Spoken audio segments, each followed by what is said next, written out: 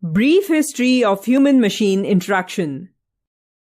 Since 1960, the information system grew rapidly, and with that, the need to make the computer system more friendly and interactive, along with making transparent system grow equally.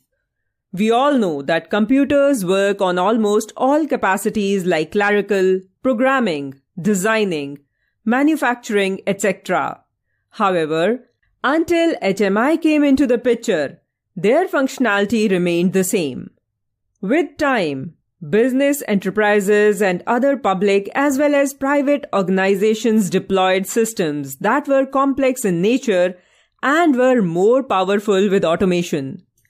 These machines not only process information, but also have the capabilities to handle certain situations dynamically like humans.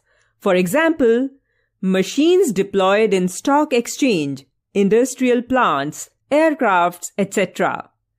The journey of interaction between human and a machine used to be very complex, but as the evolution and inventions introduced, it has become a child's play.